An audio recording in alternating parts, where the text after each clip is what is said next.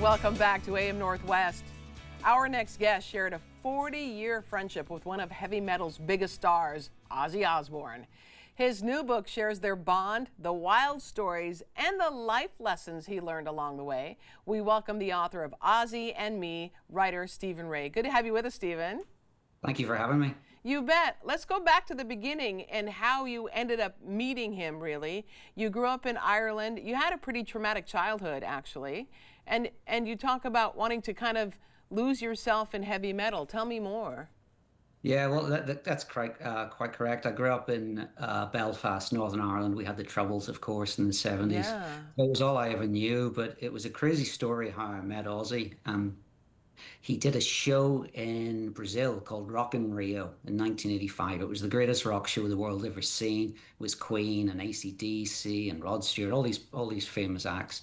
And my dad had always wanted to go to Brazil, and he said, "Find out about it. I'm a big music fan." So my mom wrote to the Ozzy Osbourne fan club. This is 1985. Let me just say, I love your mom. How cool is she? She brags about you in this letter to is it the fan club? The woman, the secretary? That's right. So there was no internet or anything, of course. So he Yeah. wrote letters in the 80s. So he wrote to the fan club and said, "We're going to take our son all the way to Rock in Rio. He's a huge Aussie fan. Can you tell us how we buy tickets, anything about the organization, what's going on?"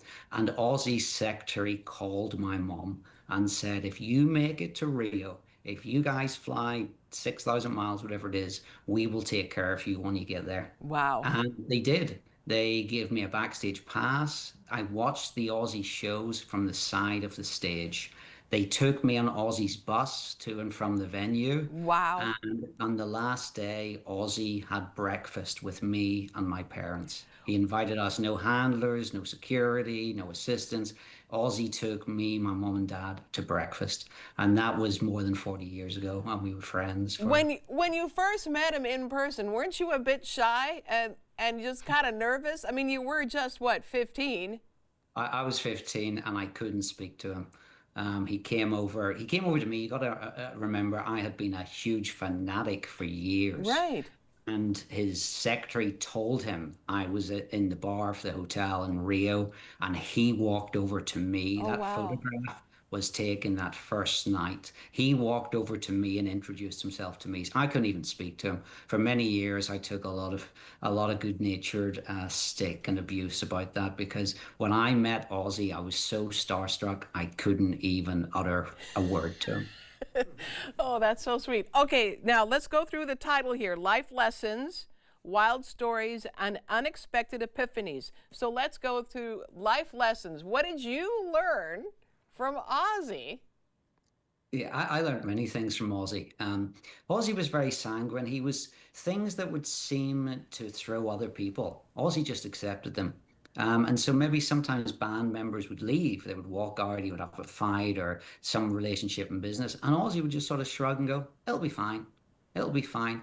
Ozzy was one of the most laid back people you could ever meet. He always trusted, of course, and he trusted in Sharon, his wife, who was also his manager. And he was always convinced things would work out and that she would take care of it. Oh, wow. Okay. Wild stories. I know you have some wild stories to share, so share one with us. Oh, well, Or a one of the couple. Well, of course, it's not like a sex, drugs, and rock and roll book. There's any number of books about rock stars and all the crazy things. But when Ozzy, I kind of went on tour with him at 16, although I met him at 15. I ended up on tour with him at 16. I cut out of school, and once again, they took me on their tour bus. They paid for my hotel rooms. Wow. I traveled at 16 on the road with Ozzy. So as you can imagine, that was something of a baptism of fire. And what I learned very early on was do not go to bed before Ozzy. Because if you go to bed before he does, he will bribe the hotel porter for a key to your room. He will come in and he will shave off one of your eyebrows, if you're lucky. And so nobody would sit up all night. We'd all sit up until dawn because none of us wanted to go to bed. We knew what was going to happen. Yeah. And I learned as a 16-year-old, barricade your door because because you do not want Ozzy Osbourne prowling the hotel corridors with a razor looking for you, let me tell you. No, no kidding. But also, too, it's got to have been one of those things where, I mean, you were pretty young to be traveling with this heavy metal band that got into some trouble, I'm sure. I'm sure there were drugs involved. I'm sure there was some hanky panky. Was there ever anything that just kind of, look at this picture? Tell me about this picture.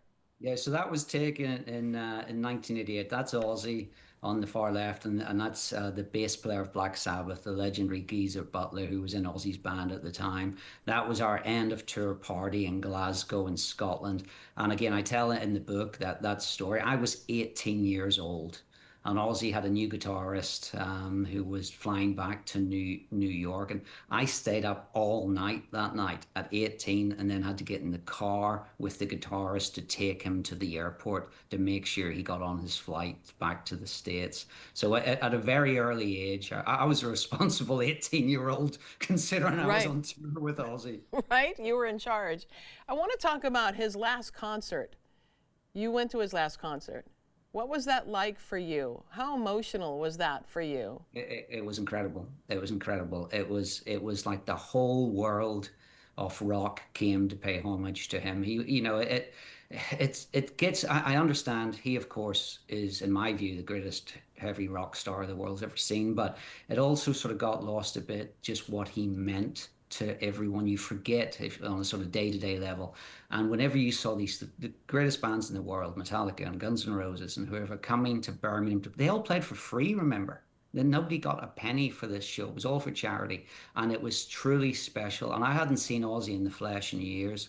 And seeing him up on stage and the love that you could feel from the audience, the tens of thousands of people who came from all over the world to see him, and he nailed it. He absolutely sounded fantastic when you consider the health issues he's had and everything he's been through the last few years. And it was like a living wake. We were so happy for him that he went out on such a high. One last picture to show you, and I'd love to have you tell me what this means to you. Yeah, I'm choked up a bit actually just even looking at it. So this was the day after the show. I got a text that he wanted to see me, and so I went up to his hotel room, and that was the last time I saw him. He gave me a big hug, and he said to me, "Call if you ever need anything, because we've known each other a long time, Yeah. Stephen Ray." And it was fabulous just to have that moment with him after 40 years, to have that private moment. I'm so grateful. Someone who worked for him took that photograph of us together. I'm so grateful for that. He really did mean a lot to you, and you meant a lot to him. Ozzy and Me, Life Lessons, Wild Stories, and Unexpected Epiphanies from 40 Years of Friendship with the Prince of Darkness. Stephen Ray, thank you so much. Thank you. All right, we'll be right back with more AM Northwest. Don't go away.